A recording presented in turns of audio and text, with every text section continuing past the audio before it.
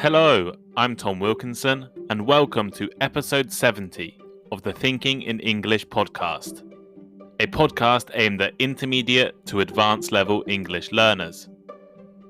Museums around the world have historical artefacts in their collections with very controversial histories. Many of their exhibits were taken or stolen from various places around the world. And now, the original owners want their history back. In this episode of Thinking in English, we'll explore the question, should these museums return those artifacts? But first, why not follow the Thinking in English Instagram page, Thinking in English podcast, or the link is in the description.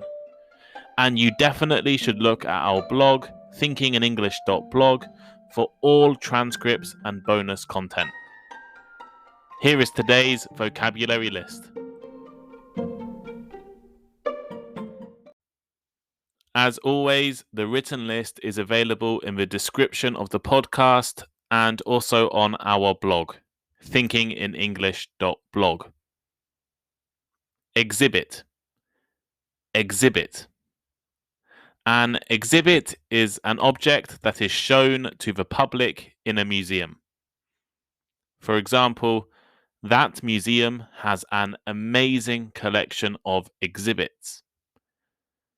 Artefact. Artefact.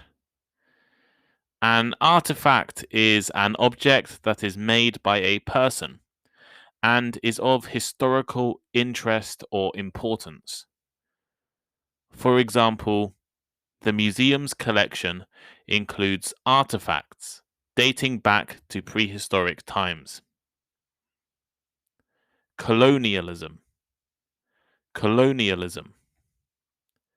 Colonialism is control by one country over another and that other country's economy. As in, it took years for the country to end colonialism and achieve independence. To benefit. To benefit. This means to be helped by something. As in, I feel that I have benefited from her advice. To demolish. To demolish. This means to completely destroy a building, especially in order to use the land for something else. For example, a number of houses were demolished so that the supermarket could be built. To reclaim. To reclaim. This means to take back something that was yours. For instance, I reclaimed my suitcase from the lost luggage office. To confiscate. To confiscate. This means to take possession away from someone when you have the right to do something, usually as a punishment and often for a short period of time, after which the object is returned to the owner. For example, the teacher confiscated my phone. To proclaim. To proclaim. To announce something publicly or officially, especially something positive. As in, she was proclaimed queen at the age of 13. And finally, encyclopedic. Encyclopedic. If something is encyclopedic, it contains a lot of information. For example, her knowledge of France is encyclopedic.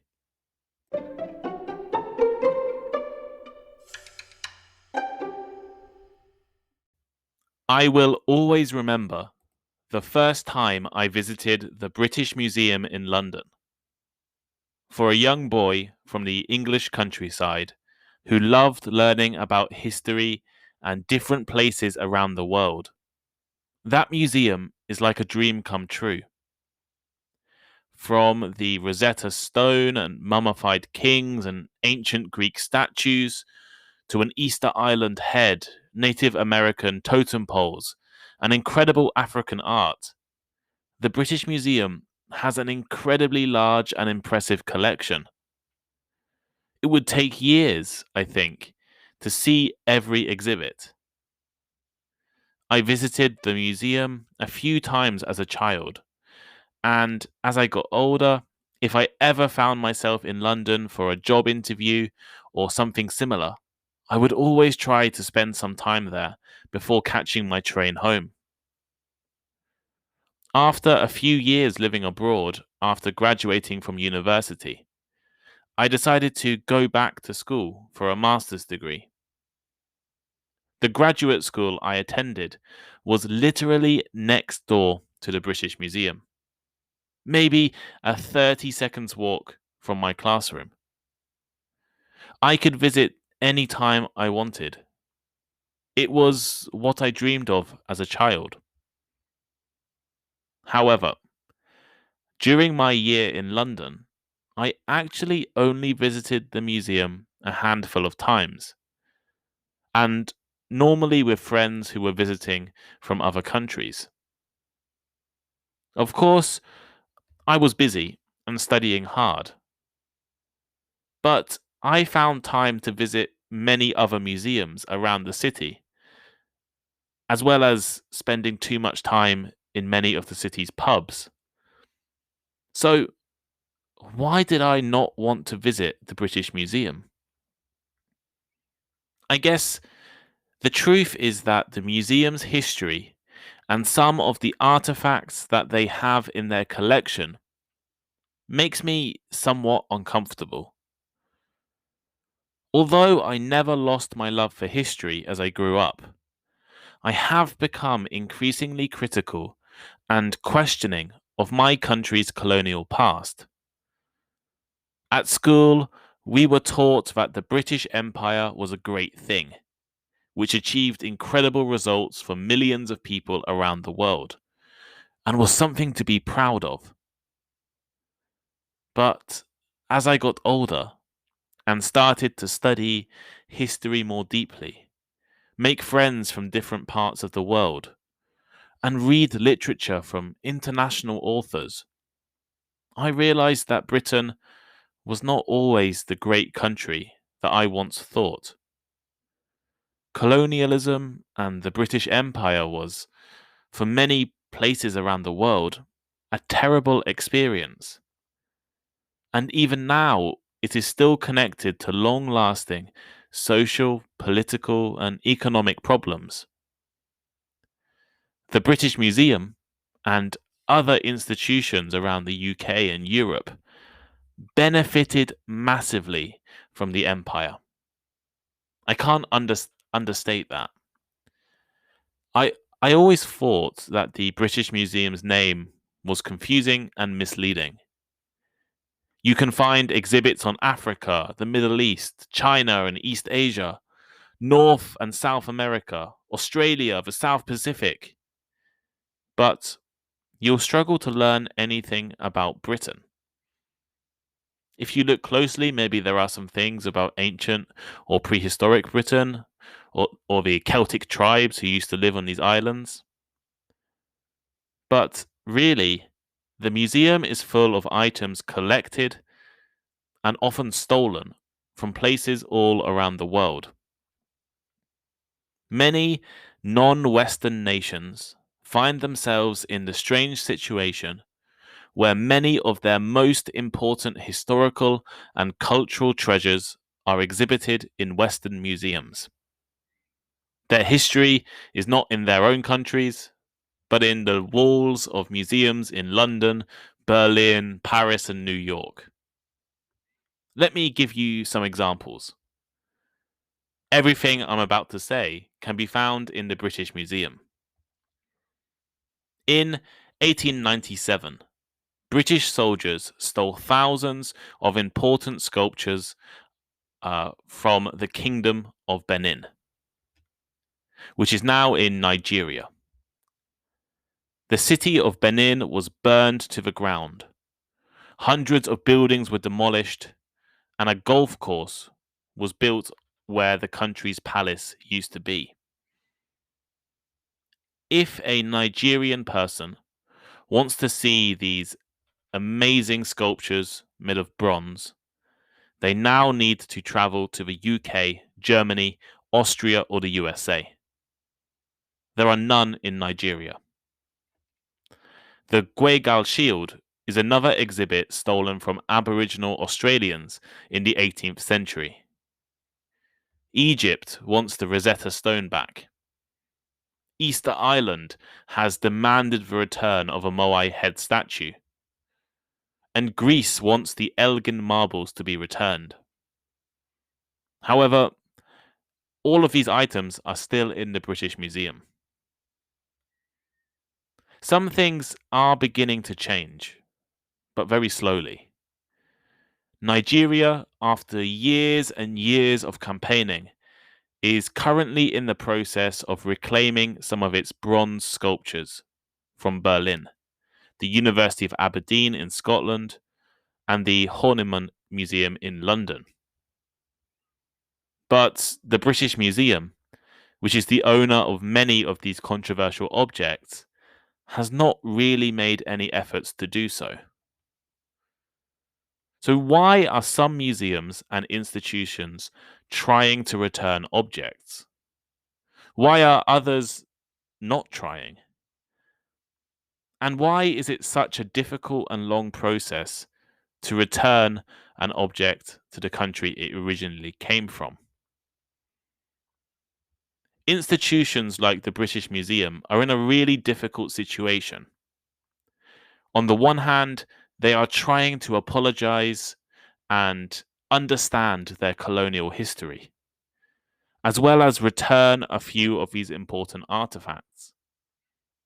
But at the same time, they do not want to lose their collections, which have made them world famous.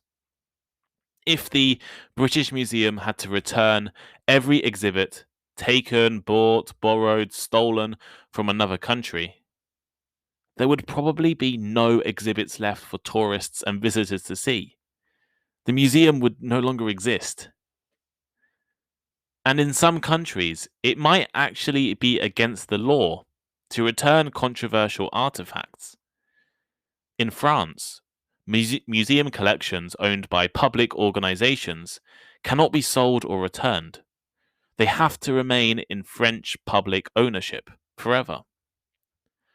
The British Museum Act, a law from the UK in 1963, prevents the museums in London from returning anything. There is a famous example, however, of governments coming together to return stolen museum exhibits. In 1998, 44 countries signed the Washington Principles of Nazi Confiscated Art, which was an agreement to return art stolen by Nazi Germany from Jewish and Eastern European people during and before the Second World War. A similar kind of agreement could allow museums to return colonial artifacts. And in fact, France passed a law last year to return 27 artifacts to former French colonies. Hermann Parzinger, the president of the Prussian Cultural Heritage Foundation in Germany, has called for an international guidelines similar to those Washington Principles to help museums identify and return colonial heritage. However, I don't think this is likely to happen in Britain anytime soon. People here are still uncomfortable talking about the negative parts of the British Empire. We don't mind returning art stolen by the Nazis, because that was a crime committed by Germans, not British people. If Britain was to return artifacts like the Benin bronzes or the Elgin marbles, it would suggest Britain did something wrong in the past. And although I think we did, This is something that many British people don't want to admit. And furthermore, a troubling fact is that many of these stolen artifacts are not actually displayed in museums. So, the British Museum, for example, has 900 Benin bronzes, but only displays fewer than 100 in its permanent collection. Most of the bronzes are kept in storage where no one can see them. But still, they are not returned to Nigeria. So, should museums return important cultural artifacts? Many people say yes. They believe it is a way of apologizing for historical wrongs. Western museums are still benefiting from war, oppression, colonialism, and slavery by keeping these artifacts. Many historians also believe that artifacts should be understood and appreciated in the place where they come from. In the Victorian buildings of London, Paris, and Berlin, these artifacts are out of place. Ghanaian writer Kwame Opoku argues those Western museums and governments that are busy proclaiming their wishes to celebrate with Nigeria and other African states' independence could follow through their words with concrete actions by sending some African artifacts back to their countries of origin. Other people defend museums. Historian James Kuno argues that by presenting the artifacts of one time and culture next to those of other times and other cultures, encyclopedic museums encourage curiosity about the world and its many people. So basically, if you were to have an Egyptian exhibit and an Italian exhibit, an African exhibit and a Japanese exhibit, all in the same museum, it gives people the opportunity to learn more about different places around the world and encourages them to perhaps go and study more about the things they are interested in. There are also some practical problems to returning items. I already mentioned some of the legal problems, but there is a big question. Who should artifacts be returned to?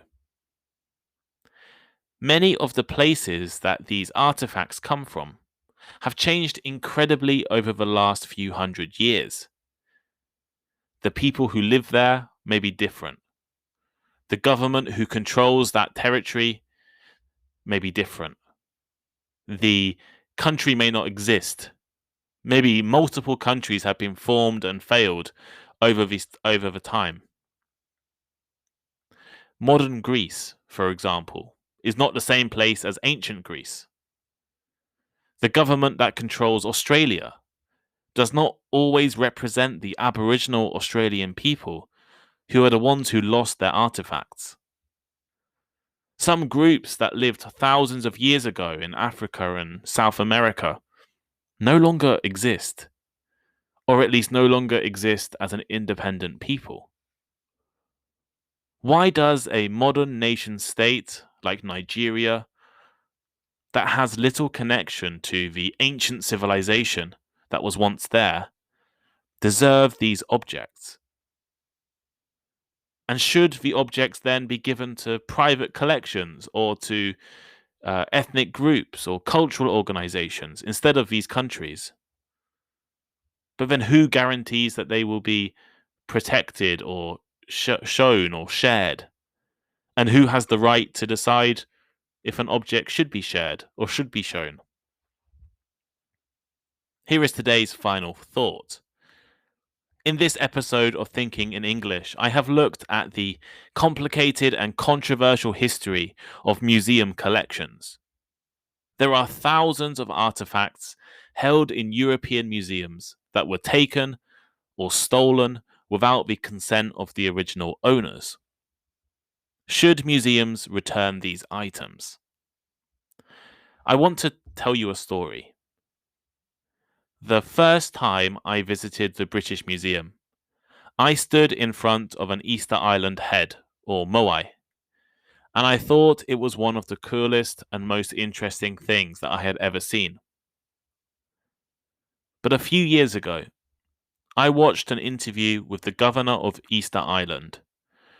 I think her name was Tarita Alarcon Rapu, who was crying and incredibly emotional as she pleaded for the museum to return her ancestor. You see, Easter Islanders believe that their ancestors live on inside the statues. She told the museum, "You have our soul." For me, the statue was cool and interesting.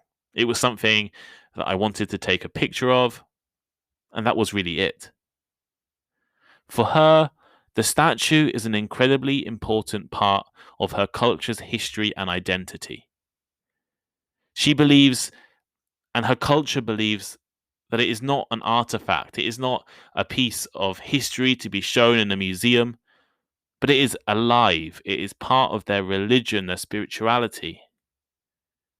And for this reason, I believe we should make every effort to return such objects. Objects that can be returned, where the owner is clear. The moai was once my favourite exhibit, but now I can't look at it without feeling guilty.